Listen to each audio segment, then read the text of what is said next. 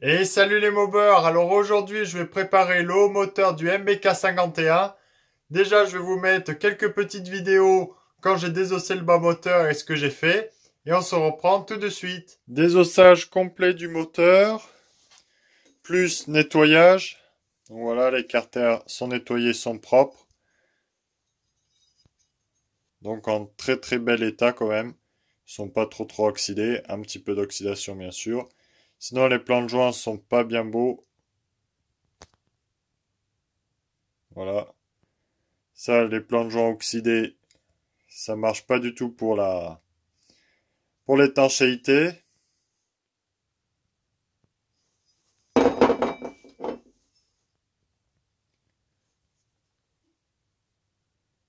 Donc voilà. Sinon, vilebrequin désossé, donc lui, pas de jeu, très bon état. Voilà.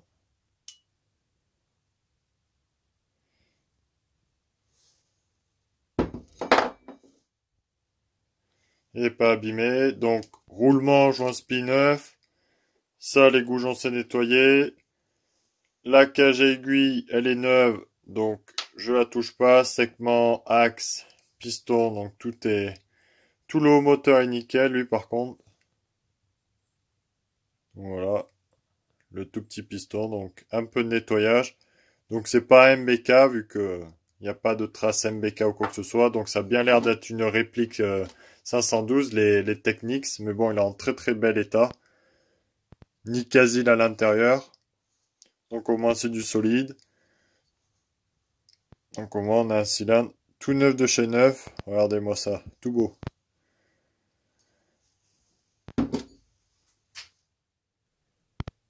Petit récapitulatif de ce qui a été fait. Donc j'ai repris tous les plans de joint des pièces moteur. J'ai préparé donc les carters et le bas du cylindre. Donc de une, voilà, plan de joint complètement fait, carter préparé par rapport au cylindre et la forme qu'ils avaient les carters. Donc j'ai fait 50-50 des deux. Donc voilà. Le cylindre, lui, il a été touché automatiquement vu que les transferts venaient plus en arrière sur les carters et celui du cylindre venait plus en avant par rapport au carter. Donc les deux pour que ce soit bien aligné. Donc ça c'est fait. J'ai coupé en diagonale un peu les jupes qui revenaient vraiment très droites et qui bouchaient tout. Donc ça, une petite correction. Donc voilà.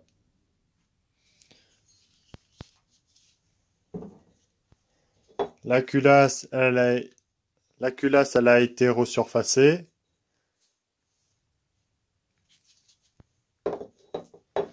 Sinon, très gros travail sur les carters vu qu'ils étaient drôlement déformés. Donc ce plan de joint ici qui était énormément déformé. Celui-là aussi, il était pas mal de traviole. Et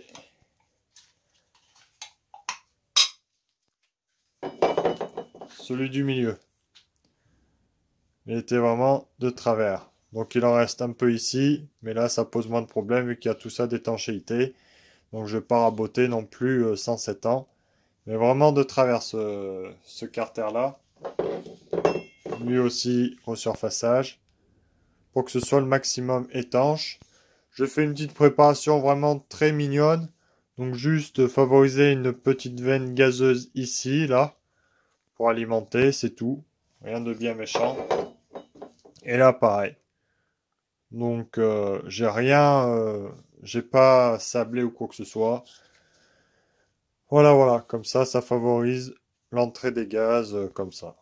C'est tout, rien de bien méchant, juste ce qu'il faut tranquillement. Le vilebrequin, les roulements neufs ont été installés. Donc ça, c'est ok. Il ne me reste plus qu'à remonter les carters et on se retrouve pour la préparation du haut moteur. Le bas moteur est fini d'être complètement installé, donc monté. Donc toutes les vis ok au bon endroit, le support du bas moteur, donc support boîte à kick et support ressort. Les joints spi sont installés, donc joints spi par l'extérieur, c'est quand même plus facile. Donc lui, il tourne librement. Donc là, je suis tombé sur des joints spi qui serraient pas trop, donc impeccable. Après, le vilebrequin aussi, il est un peu usé. Donc tout est graissé, tout est ok, les joints c'est coupé, tous les plans de joints c'est nickel. Là, franchement, c'est parfait de chez parfait. Ça me plaît mieux comme ça. Donc voilà, tac. Il me reste plus que les bougons à coller et basta. Donc là, on avait pris déjà les mesures pour le haut moteur pour savoir où on allait.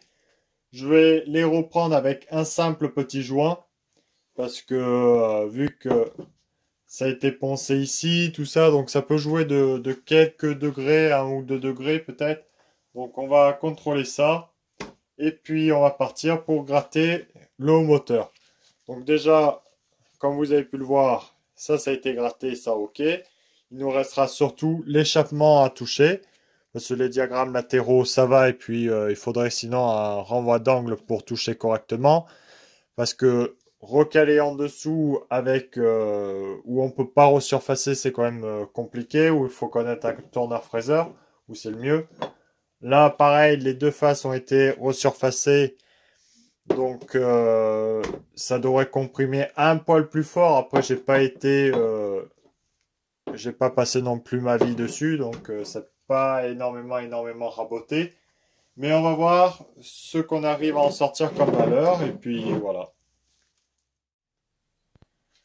Je viens d'installer mon moteur vite fait. Donc, le joint d'en base est bien installé. Donc, piston sans segment.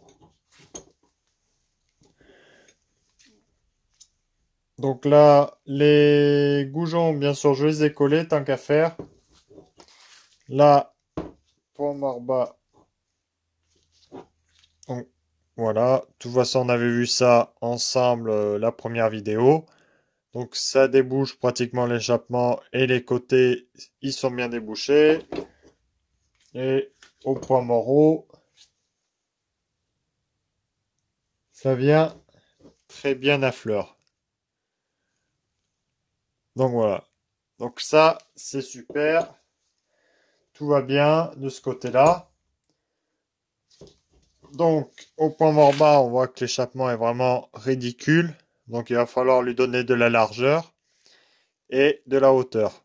Donc, largeur pour du couple et hauteur pour du régime moteur et par rapport à mon échappement pour que ça s'accorde quand même un minimum. Parce que là, cette toute petite patate. Après, les autres transferts, vous voyez, déjà, c'est bien. Ça alimentera très très bien. Ça fera le job. J'ai fait ma petite installation et j'ai pris mes diagrammes tels quels, donc rabotés. Donc je suis 150 degrés à l'échappement, 115 latéraux et 110 arrière.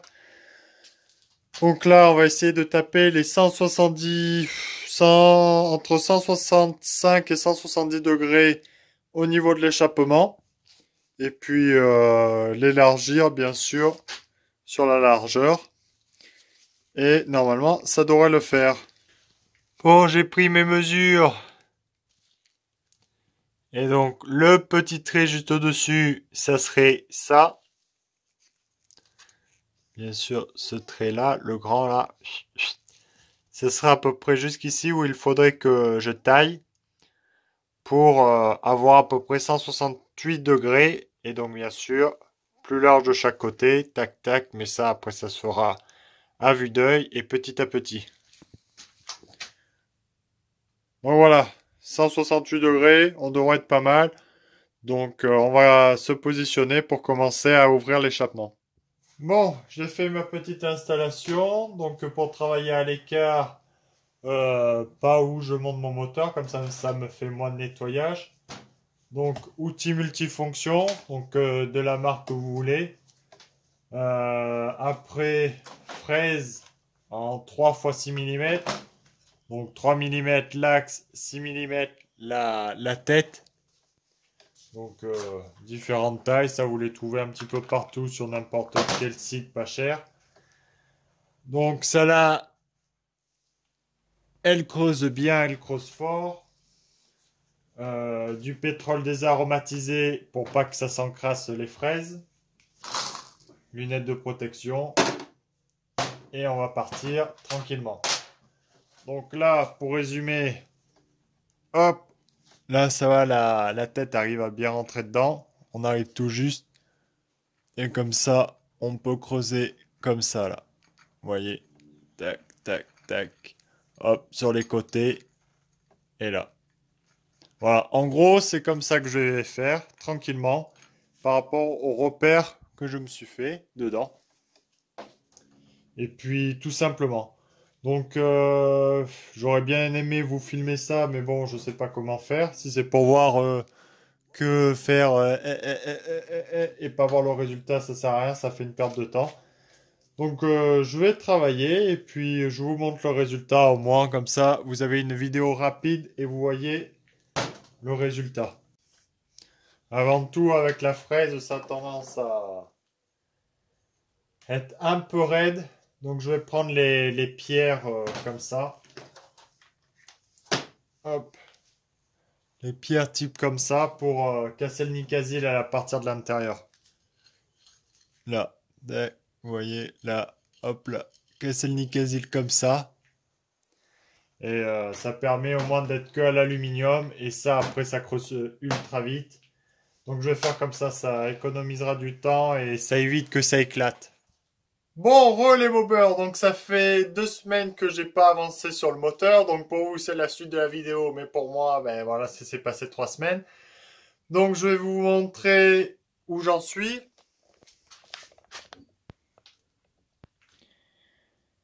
Donc le petit cylindre, j'ai préparé en largeur et je me suis mis approximativement au diagramme.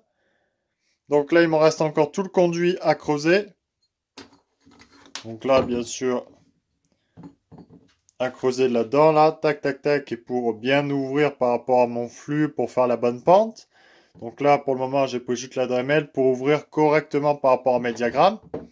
Donc, je m'étais fait un trait, vite fait, par rapport à la hauteur. Après, j'ai creusé vraiment à l'œil, à peu près ce qui me donnait au mieux. Franchement, c'est au feeling. Donc là, il me reste toute la finition, bien sûr, à faire. Donc là, je suis 168, 170 à l'échappement, ce qui me va très très bien. Et donc là, il me reste plus que la finition et tout creuser correctement pour que ce soit OK.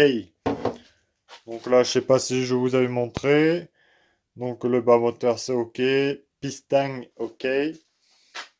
Là, ça, nickel, ça brille. Parce que oui, je suis occupé sur d'autres projets. Donc entre les heures de boulot où j'arrête pas ces temps-ci, plus j'ai du boulot sur un autre véhicule, en gros sur ma 4L. Donc eh ben, j'ai plus beaucoup de temps pour la mob. Et c'est vrai qu'à plus faire de balade ou quoi que ce soit, ça motive plus à se balader, à donc faire de la mécanique sur les mobylettes. C'est vrai que ces temps-ci, ras le cul de tous ces confinements, ces couvre-feux, franchement, il y en a plein le cul. Donc je vais vous montrer la beauté. Donc voilà, ma magnifique culasse de 4L. Donc toute nettoyée, je l'ai fait faire rectifier. Donc j'ai trouvé un usineur, par hasard comme ça. Et puis, donc il m'a tout rectifié la culasse. Là c'est magnifique comme ça, là c'est du boulot de pro. Donc ça, j'avais nettoyé mes chambres parce que je vais vous montrer des photos dans l'état où c'était vraiment dégueulasse. Elle bouffait l'huile et en gros je me suis fait un joint de culasse, donc, donc je l'ai démonté. Puis au final, il y avait plein de soucis sur cette culasse, donc tout est refait à neuf. Hop, dont les joints de queue de soupape qui sont foutus. Enfin, à l'époque, c'était des joints à peu près comme ça, là. Si vous connaissez un peu les 4L, donc des trucs en téflon assez raides. Donc c'est pas très très étanche. Donc là-dessus, il y en a que sur les admissions, pas sur les échappements. Échappement, il n'y a que dalle. Donc voilà. Donc là, j'en ai trouvé des nouveaux. Super compliqué à trouver. Donc c'est l'usineur qui avait ça dans son stock, heureusement. Donc j'ai trouvé ça et là ça va être super étanche. Là j'aurai une belle combustion pour la 4L, elle marchera bien mieux. et tous les conduits qui ont été nettoyés. Donc ils sont pas polis. De toute façon, les admissions, faut pas qu'elles soient polies. Mais là, tout est nettoyé à plus de calamine. Que dalle, ça fait noir parce que ben, l'alu est a noirci, mais il n'y a plus de calamine. C'est magnifique. Donc voilà, on s'occupe tranquillement comme ça. Donc la grosse mécanique. Que voulez-vous? Ça change un petit peu, ça fait du bien de passer à autre chose que la mob.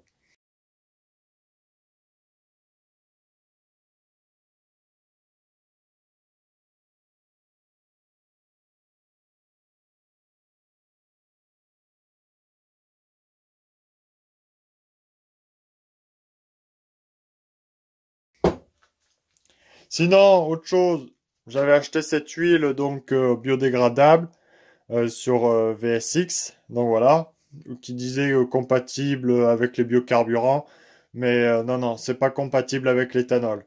Ça arrive à être compatible avec 50% d'éthanol, donc ça fait un petit peu trouble, mais ça se dissocie pas. Mais dès que vous le mettez avec 100% E85, ça se dissocie. Donc pour ceux qui veulent passer à l'éthanol, vous utilisez pas cette huile, ça va pas trop. Voilà. Pour rappeler, pour le moment, moi dans le grand commerce, j'ai trouvé que celle-là qui est compatible avec l'éthanol. Donc pas plus de 2%. C'est de l'huile de ricin, tout simplement. La végétation avec la végétation. La nature est bien faite. Voilà. Bon, je viens de finir de nettoyer mon conduit d'échappement. Donc le poncer, le grossir un tout petit peu et faire une veine gazeuse propre pour la sortie. En plus avec du papier qui s'use, donc ça polit plus ou moins l'échappement pour fluidifier les gaz et éviter que la calamine se dépose. Après, dès que vous utilisez de la bonne huile et tout, un bon réglage carbu, il y a rarement beaucoup de calamine. Donc je vous montre ça tout de suite.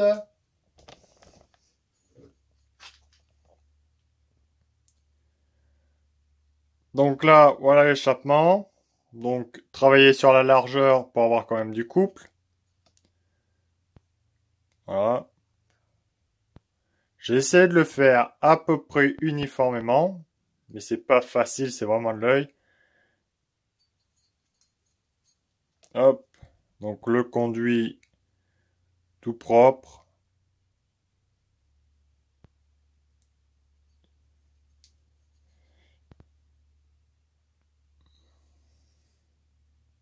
Et donc voilà en dessous ce que ça donne.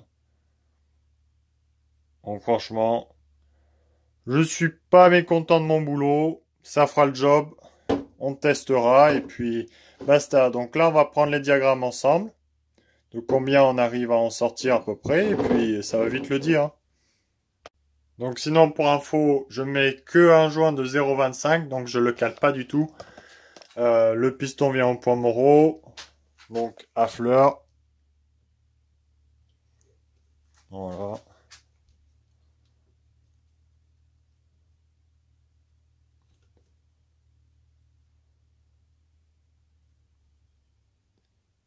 Piston point mort bas.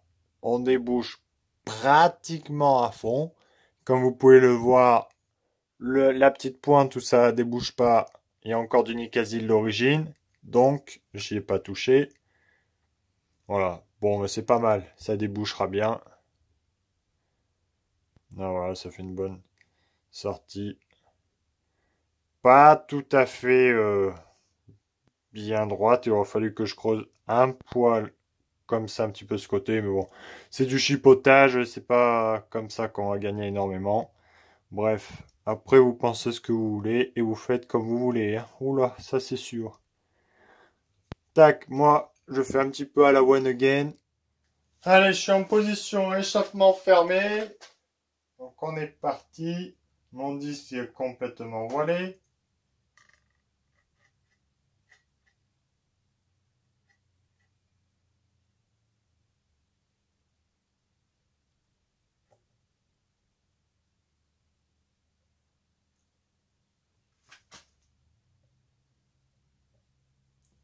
« 168, 169. Donc voilà. Donc là en plus il a pris l'humidité, putain. Voilà, je suis vraiment un branque. Bon, bah, je m'en bats les couilles, j'en ai plein le cul. Franchement, j'en ai mais plein le cul. Je m'en bats les couilles, frérot. C'est de pire en pire. Latéraux.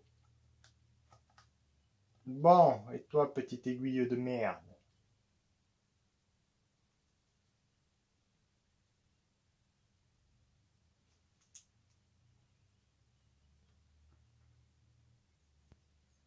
Là.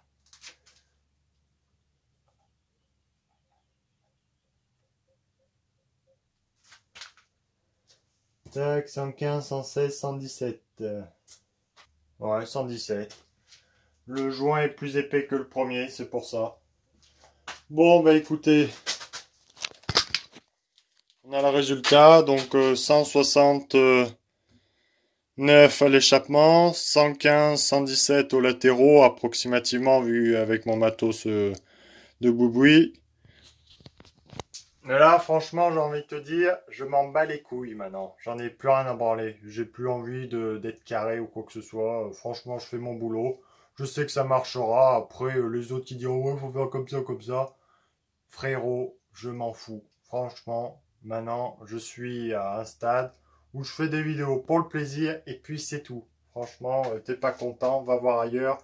Moi, je m'en fous maintenant. Franchement, même s'il y a plus que 500 personnes qui me regardent, je ferai mes vidéos de temps en temps et puis c'est tout. Voilà la famille. Bon, bah écoutez, moi je suis content. C'est à peu près propre. Ça pourrait être mieux, mais ça sera comme ça. Ah, je suis en forme aujourd'hui, punaise. Allez, voilà, ça, comme ça. Donc maintenant, il me restera plus qu'à remonter cette magnifique culasse. Donc j'ai rien racheté, et puis j'achèterai rien. Et on va pouvoir reposer ça sur le cadre, enfin. Donc après, là j'ai commencé à poser ma poulie d'embrayage, donc couper l'axe automatiquement. Va falloir que je cintre mon petit moteur dessus. Donc j'ai un petit peu de boulot à faire, ça je le ferai tout seul parce que pour filmer c'est pareil, tu vas filmer, tu as le coude devant ou quoi que ce soit, tu vois que dalle. Donc poser ça et puis que qu'à la sortie du confinement je puisse rouler un petit peu. Finir de tout poser tout ça, mettre ça nickel. Donc j'ai quand même du boulot. Ah, les soupapes de la 4L. Ah, ça c'est poli frérot. Là ça brille. Donc, soupape d'admission, tu vois, ils mettaient des plus grosses parce qu'à l'époque, ils croyaient que t'arrivais à mettre plus d'essence, d'air et d'essence et t'évacuer moins d'échappement. Mais sauf que, voilà. Tu comprends pourquoi maintenant les moteurs, ils ont sacrément évolué, que t'arrives à sortir 100 chevaux au litre et qu'avant, tu sortais 35 chevaux au litre. Hé hé. Bon, après, je vais me faire encore casser la gueule par des connaisseurs qui vont me dire, non, mais c'est pas comme ça. Tu comprends rien à la mécanique. Oui, oui, oui, oui, oui, oui, oui. Donc là, pareil, j'ai poli celles d'échappement et admission, elles sont pas polies, elles sont juste nettoyées nickel chrome. Les petites soupapes, 170 000 bornes, un petit coup de nettoyage, nickel. Ah, moi ça, même pas bouffé, rien du tout. Bon petit coup de nettoyage, polissage vite fait. Et impeccable, ça va repartir comme neuf sur la petite 4L. Et là, la petite tuile des familles. Ah, parce qu'avec Castrol, on s'envole. Donc je gagnais 20 chevaux de plus avec l'huile. Ah là là, qu'est-ce que je suis con des fois. Et là, tout ça encore comme pièce, parce qu'avec la 4L, ça n'arrête pas, je refais tout à neuf. La visserie, tu vois, pour la culasse, parce qu'on n'est pas des rigolos. Tout ce qui est joint de culasse. Joint collecteur. Joint de cache culbu. Les fils, tu vois, tout neuf la 4L. Déjà que j'ai claqué pas mal de pognon pour la mettre neuve. Et là, avec ça, tout le haut moteur est nickel. Bon, je sais que la vidéo finit un petit peu à la One Again Beast to Fly, que c'est un petit peu le gros bazar tout mélangé. Mais au moins, ça fait plaisir à tout le monde vu que vous voyez plein de choses. Au moins, comme ça, de la 4L, de la mobilette. Tout le monde est content ou personne n'est content. Ah là là là là. Bon. on va finir ce moteur dans 3 mois, bien sûr. Et ah, je m'épuise moi-même. Et puis, on va continuer tranquillement. Bon, petit récapitulatif. Donc, je viens de huiler mon joint d'embase. J'ai monté mes segments. Voilà. Donc, en respectant celui qui était en haut, celui qui était en bas. J'ai monté mes petits clips. J'ai graissé ma cage à aiguille. Donc, tout ce qui est piston est OK. Ça, c'est bon. Donc là, je vais pouvoir monter mon haut moteur. Donc lui, bien nettoyé automatiquement. Et puis, basta. Après, on va prendre le taux de compression pour savoir. Mais bon, ça devrait pas énormément bouger. De toute façon, je l'ai pas pris dès le début. Mais j'ai surfacé un tout petit peu ce plan de joint et ce petit plan de joint aussi. Donc ça va pas jouer énormément. Donc le cylindre est monté, c'est OK.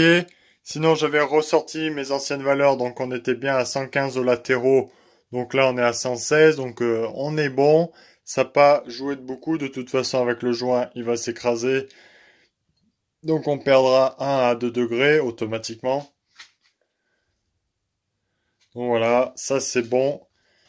Il n'y a plus qu'à installer tout le petit paquet de joints. Donc ça, c'est tout neuf. Au moins, on part nickel. Les joints toriques et les joints ici sur la culasse, sur le pourtour, sont installés avec de la graisse.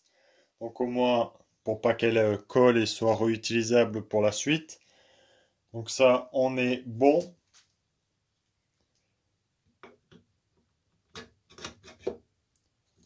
Donc là, OK. Maintenant, les petits écrous. Bon, là, je suis au Pomoro. J'ai ma grosse pipette, donc ça, c'est OK. Donc là, c'est bougie culot long.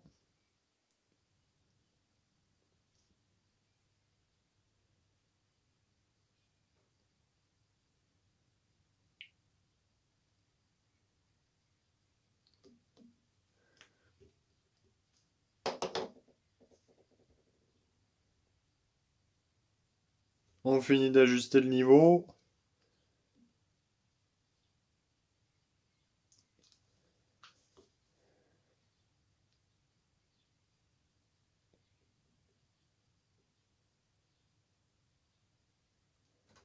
OK. Bon, j'ai mis 7 ml 5 de liquide. Donc ça, c'est OK, 7 ml 5. J'ai fait le calcul, ça fait du 10,98 de taux environ. Donc on est grosso merdo dans les 11 de taux. 11 de taux, avec un petit peu le tassement des joints, mais léger, vu qu'il n'y a pas épais de joints. Donc 11 de taux, c'est pas trop mal. 11, au moins ça chauffera pas du tout. Avec 168 à l'échappement à peu près. C'est super, au moins là on est vraiment dans la zone soft. On verra combien de tours minutes on arrive à prendre, mais je pense que tout ça, ça libérera. Il y aura du couple, donc dans la logique, on doit être pas mal. Bon, la vidéo s'achève, j'espère que vous aurez aimé. Donc à très bientôt, je l'espère, pour le démarrage de ce moteur. Normalement, ça devrait pas prendre longtemps, surtout qu'on va sortir du confinement. Donc faut que je me bouge un petit peu le cul pour qu'elle puisse rouler. Et puis on se retrouve à très vite. Allez, à bientôt les gars, salut.